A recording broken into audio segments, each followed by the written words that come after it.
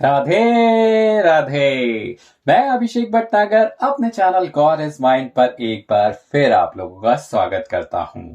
आज हम श्रीमद् भागवत के चौथे स्कंद के 11वें अध्याय के बारे में पढ़ेंगे और आपको जानना चाहिए कि आज हम इससे क्या शिक्षा लेने वाले हैं। जिस तरीके से मैंने आपको बताया था कि हमारा श्रीमद् भागवत पढ़ने का मुख्य उद्देश्य है कि हम श्रीमद् भागवत में भरे हुए गूढ़ रहस्य को निकाल कर आपको बताएं। जिस तरह हमने पिछले अध्याय में आपको बताया था कि ये कितना जरूरी है कि आप अपने बच्चों को ऊपर बहुत ध्यान दें और उनको उच्च संस्कार दें, और ताकि वो जब कभी भी जरूरत हो उनके दिमाग में जितने भी प्रश्न आते हैं वो आकर आपसे पूछे, ना कि किसी और से। क्योंकि जहां तक मैं समझता हूं, क्योंकि मैं खुद एक पिता हूं, जितना अच्छा उत्तर एक माता और पिता अपने बच्चों को या फिर एक दादी बाबा या चाचा चाची दे सकते हैं या फिर आपके घर के परिवार के सदस्य दे सकते हैं, उतना अच्छा उत्तर उनके प्रश्नों का कोई नहीं दे सकता।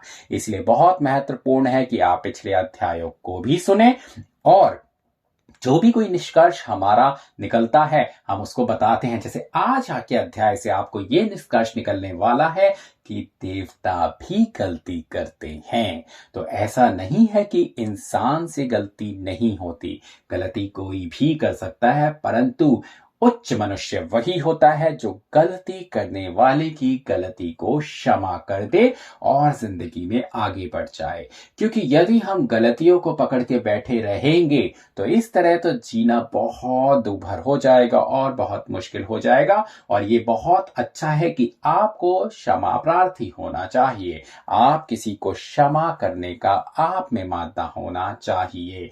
तो देवता भी गलती कैसे कर सकते हैं वो आपको आज के अध्याय से पता चलेगा। तो आप इस अध्याय को जरूर सुने ताकि आपको ये पता चले आज के निष्कर्ष के बारे में कि गलती करके माफ करने वाला देवता से भी ऊपर होता है, और गलती यदि किसी ने की है तो उसे हमें माफ कर ही देना चाहिए। हाँ, समय जरूर लगता है गलती को समझने में, थोड़ा मैं ये मानता हूं, मैं भी इंसान हूं, हर कोई इंसान होता है।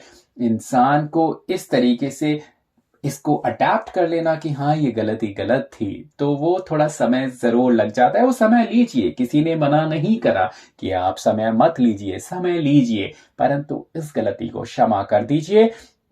क्योंकि समय एक बहुत बड़ी चीज है। समय हर दुख को, हर गलती को माफ करने में आपकी मदद करता है। समय ले लीजिए परंतु माफ कर दीजिए। तो कैसे, कौन से देवता से गलती हुई थी और किसने उनको माफ किया था, इस अध्याय के बारे में हम आज आपको बताएंगे। वो है अध्याय 11वां अध्याय, जिसमें ध्रुव जी का कुबेर से मिलाप कर लेना और अपने पुत्र को राज्य देकर वन में तप करने के लिए चले जाना। तो गलती हुई थी कुबेर जी से, और ध्रुव जी और कुबेर जी ने एक दूसरे को माफ कर दिया और जिंदगी में आगे बढ़ गए। चलिए सुनते हैं आगे। मैत्री जी ने विदुर से कहा कि जब ध्रुव ने स्वयंभू मनु को दंडवत किया तब स्वयंभू मनु बोले, हे ध्रुव, तुम वैष्णव और परमेश्वर के भक्त हो, सो हरि भक्तों को क्रोध नहीं करना चाहिए। क्रोध करने वाले अपने को वैष्णव व साधु कहें तो उनका यह कहना झूठ समझो। क्रोध करने से बहुत पाप होता है। हे ध्रुव, तुमने वैष्णव व राजा होने पर भी कुछ न्याय नहीं किया, क्योंकि तुम्हारे भाई उत्तम की मृत्यु आई थी, इसलिए एक यक्ष ने मारा। उनके बदले तुमने 1,30,000 यक्षों को घायल करके दुख दिया। उनमें कितने लोग मर गए, यह बात तुमने अच्छा नहीं किया। राजा को न्याय ना करने से अधर्म होता है। सब प्राणी अपनी मृत्यु से मरते हैं, बहाना व अपयश दूसरों को हो जाता है। इसका एक इतिहास हम कहते हैं, सुनो। सारस्वत आदि कल्प में संसारी जीव बहुत उत्पन्न हुए, पर उस समय एक मृत्यु उत्पन्न नहीं हुई थी। इसलिए जब पृथ्वी संसारी जीवों के बोझ से पानी में डूबने लगी तब ब्रह्मा जी ने मृत्यु नाम की एक कन्या उत्पन्न करके उसे समझाकर कहा, तू संसार में जाकर बूढ़े व रोगे मनुष्यों को मार डाल, पर वह कन्या इस बात को अंगीकार ना करके परमेश्वर का तप करने लगी। तब नारायण जी ने मृत्यु रूपी उस कन्या से कहा, तू जगत में जाकर आयु बीतने के उपरांत सब जीवों को मार, तुझे कुछ अपयश ना होगा। कोई कहेगा कि तपेदिक रोग से मरा यानी बुखार से मरा, कोई कहेगा सांप काटने से मर गया। इसी तरह अनेक प्रकार से एक दूसरे को दोष लगाएंगे। नारायण जी की यह बात सुनकर उस कन्या ने संसार में जाकर लोगों का मारना आरंभ किया। तब पृथ्वी का बोझ हल्का हुआ। तुमने परमेश्वर का भजन किया है, फिर उनकी सृष्टि को मारकर क्यों अपराध लेते हो? ध्रुव यह बात सुनते ही अति लज्जित हुए और लड़ना बंद करके स्वयं मनु से विनय पूर्वक बोले, महाराज, मुझसे अपराध हुआ। यह वचन सुनकर स्वयं मनु बोले, हे ध्रुव, तुम इस बात की चिंता ना करो। इन लोगों के भाग्य में इसी तरह मरना व दुख पाना लिखा ही था। परमेश्वर की इच्छा अनुसार सब बातें होती हैं। स्वयं मनु ध्रुव जी के दादा थे। यदि किसी ने या पिछले अध्याय नहीं सुने होंगे तो मैं वो बताना चाहता हूं। और स्वयं मनु ही वो थे जो इस दुनिया में आने वाले सबसे प्रथम मनुष्य थे हिंदू शास्त्र अनुसार। अब इसमें एक बात बहुत ही अच्छी इस ग्रंथ में बताई गई है, वो ये है कि मृत्यु जब किसी की आती है तो कभी भी कोई ये नहीं कहता कि उनकी मौत आई थी इसलिए ये मृत्यु उनको हो गई।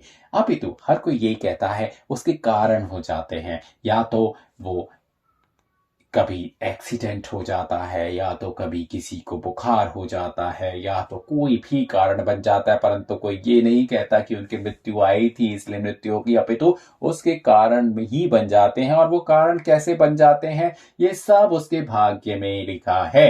या तो वो पुराने कर्मों से होता है, या तो इस जन्म में यदि कुछ ऐसा किया है जिसके कर्म के करने की वजह से उसका जो फल भगवान निर्धारित कर देते हैं उस हिसाब से उनको मृत्यु प्राप्त होती है। जिस तरह मैंने आप लोगों को बताया था कि हमारे हाथों की लकीर तो पहले से ही जब कोई बच्चा जन्म लेता है उसके हाथ में जरूर होती है, परंतु यदि आप कभी ध्यान दें, जब कभी आप किसी घर में अपने घर में किसी छोटे बालक को या बालिका को देखेंगे तो आपको जरूर ये नजर आएगा कि उनकी हाथ की लकीरें बहुत साफ होती हैं, उसमें बिल्कुल कोई जाल नहीं बना होता लकीरों का। अपितु यदि आप उन लकीरों से अपनी लकीरों को कंपेयर करेंगे तो आपको यह जरूर पता चलेगा कि वो लकीरों में बहुत फर्क आ चुका है। और वो फर्क कैसे आता है? वो फर्क आता है आपके कर्मों से। आपके कर्म किस तरीके के हैं? आपके कर्म ही भाग्य को लिखते हैं और आपके कर्म ही आपके भाग्य को बढ़ाते हैं या बिगाड़ते हैं। तो इसीलिए यह बहुत जरूरी है कि आप अपने कर्मों को अच्छा रखें। जैसे इसमें लिखा है कि मृत्यु होने का कोई ना कोई कारण तो जरूर होता है। कई बार हमने सुना होगा कि कोई कोई तो ऐसा होता है जो सोते सोते ही बस परलोक सुधार जाते हैं। इसका मतलब मृत्यु तो निश्चित है, मृत्यु तो आएगी, परंतु वो कैसे आएगी यह किसी को नहीं पता। तो जिनकी मृत्यु अच्छी हो जाती है, जो सुगम तरीके से चले जाते हैं, इसका मतलब उनके कर्म बहुत अच्छे थे कि उनको मृत्यु आने का कुछ पता नहीं चला और वो नींद में ही चले गए। परंतु कई लोगों को बहुत कष्ट भुगतने पड़ते हैं, तब जाके उनके प्राण निकलते हैं। तो उसका एक कारण बहुत ही सरल है कि यदि अपने कर्म आप सही रखेंगे तो यह तो निश्चित है कि मृत्यु तो आनी ही आनी है। तो या तो मृत्यु सरल हो जाएगी या तो मृत्यु आने में थोड़ा दुख होगा। परंतु हम ये बात करते ही क्यों है? मृत्यु आना तो अंत है, उससे पहले तो जीवन बहुत बड़ा है, तो जीवन की बात करनी चाहिए। और वो यही बात करनी चाहिए कि हमें जिस इस अध्याय से हमें पता चलता है कि हमको क्षमा करना बहुत महत्वपूर्ण है। आगे करते हैं बात। नारद मुनि ने कुबेर को समझाया कि ध्रुव जी ने स्वयंभू मनु के कहने से युद्ध करना बंद कर दिया है, तुम भी अपना क्रोध शांत करो। सो कुबेर जी ने भी लड़ना बंद कर दिया। फिर स्वयंभू मनु और नारद जी ने कुबेर जी से कहा, पहले तुम्हारे नौकरों ने ध्रुव जी के भाई को वृथा मारा था, इसलिए तुम अपने सेवकों का अपराध उनसे क्षमा कराओ। कुबेर जी ने यह बात सुनकर विनय पूर्वक विनम्रता से ध्रुव जी से कहा, हे राजन, हमारे नौकरों से अपराध हुआ, जो तुम्हारे भाई को मारा। उसके बदले जो चाहो सो हमें दंड देकर उनका अपराध क्षमा करो। ध्रुव जी बोले, आप देवता हैं, हमको ऐसा आशीर्वाद दीजिए जिससे फिर मुझे क्रोध ना आए और परमेश्वर के चरणों में भक्ति बनी रहे। उत्तम के प्रारब्ध में इसी तरह मरना लिखा था। कुबेर ने ध्रुव जी को इच्छा पूर्वक वरदान देकर उनसे मिलाप कर लिया। उसके बाद स्वयंभू मनु और नारद जी अपने स्थान को चले गए। कुबेर जी अपने स्थान पर पधारे और ध्रुव जी ने अपने घर आकर विचार किया कि राज्य, धन, स्त्री, पुत्र व संसारी व्यवहार स्वप्न के समान झूठा है। राजगद्दी पर रहने से काम, क्रोध, मोह व लोभ समय पाकर स्वभाव में प्रवेश करते हैं, इसलिए इन लोगों से विरक्त होकर हरि भजन करना ही उचित है। ऐसा विचार कर ध्रुव जी ने अपने पुत्र उत्कल को, जो इला नाम की स्त्री से उत्पन्न हुआ था, राजगद्दी पर बैठा दिया और अपनी स्त्री समेत बद्रिकाश्रम में जाकर परमेश्वर के तत्व ध्यान में लीन हुए। इतनी कथा सुनाकर सुखदेव जी बोले, हे राजन, हे परीक्षित, तुम्हारे दादा राजा युधिष्ठिर के यज्ञ में किसी ब्राह्मण ने सोने का थाल चुराया था। लोगों ने कहा, इस ब्राह्मण का हाथ काट डालो। यह बात सुनकर युधिष्ठिर ने उस ब्राह्मण को राजा बलि के पास न्याय करने के लिए भेज दिया। राजा बलि ने कहा कि जिस राजा के देश में यह ब्राह्मण रहता है, उस राजा को दंड देना चाहिए। यानी राजा बलि ने उस चोर को चोर नहीं माना, अपितु उस राजा को जिसके राज्य में वो चोर रहता था उनको चोर माना, यानी उन्हें दंड देना चाहा। क्योंकि राजा ने इस ब्राह्मण को क्यों इतना दान नहीं दिया जिससे इसको चोरी करने की इच्छा ना होती। सो हे परीक्षित, राजा को इसी तरह धर्म रखना चाहिए। उस ब्राह्मण का पूरा हाल महाभारत में लिखा है। तो इसी तरह यह स्कंद आज यहाँ पे समाप्त होता है। और जिस तरह हमने आज इस अध्याय से आपको यह बताया कि गलती किसी से भी हो जाए उसको क्षमा कर देना चाहिए, क्योंकि हमें किसी के भी अच्छे गुणों को लेना चाहिए और बुरे गुणों को भूल जाना चाहिए। गलती तो देवता से भी हो सकती है, जिस तरीके से इस अध्याय में कुबेर जी से भी गलती हुई थी।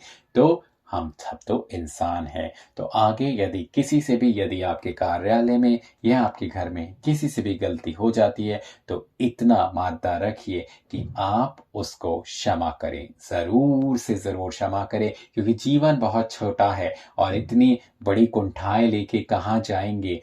यदि जब आप भगवान ना करे मृत्यु की शैया पे पड़े होंगे, तो जरूर उस समय ये याद आएगा, मेरा इससे मनमुटाव रह गया, मेरा इसके साथ मैंने बात कर लेनी चाहिए थी, मैंने क्यों नहीं करी। तो क्यों रखना है हमें उस अंत समय के लिए इन सब बातों को जमा करके, ताकि क्योंकि उस अंत समय तो हमारे पास वक्त होगा नहीं। तो हमारे को अपनी लाइफ में जितने सारे कर्मा है उनको, या फिर जितने भी अकाउंट्स हम लोगों के साथ सेटल करते हैं, इसको मैं अकाउंट्स ही बोलूंगा, कि जितने भी ये कर्मा होते हैं, जितने भी कार्मिक अकाउंट होते हैं, उनको ऐसे ऐसे ऐसे क्लियर करते चलना चाहिए। क्योंकि आपको नहीं पता आप किस समय आपके पास भगवान का बुलावा आ जाए। मैं फिर नहीं कहता कि मैं नेगेटिव बात कर रहा हूं, परंतु अगर आपको जिंदगी लंबी जीनी है तो आपको अपना जीवन सुगम रखना होगा। आपको अपना जीवन में इस तरह सरल बनाना होगा, इस तरह अच्छे काम करने होंगे कि आपको केवल लोगों की दुआएं ही मिले और आपके हाथ की रेखाएं बिल्कुल सरल हो जाएं और उसमें जाला ना बने, यानी आपकी रेखाएं वैसी ही रहे जैसे बचपन में होती है। तो करते हैं इसी अध्याय और इसी निष्कर्ष के साथ आज के दिन की शुरुआत एक बार फिर राधे राधे नाम के साथ। और कल के अध्याय में हम आपको बताएंगे कि किस तरीके से ध्रुव जी का अपनी दोनों माताओं सहित ध्रुवलोक की तरफ चले जाना। इसको सुनने के लिए कल जरूर उपस्थित होइएगा और सुनिएगा हमारे भागवत धर्म को। नमस्कार और जय जय श्री कृष्णा। आपका आज का दिन बहुत अच्छा निकले और आप अपनी जिंदगी में इतने अच्छे काम करें कि आपके हाथ की रेखाओं में बिल्कुल भी जाला ना रहे और वो बिल्कुल सरल और साफ रहे और आपको हर चीज जो आप चाहते हैं वो जरूर मिले। जय जय श्री कृष्णा।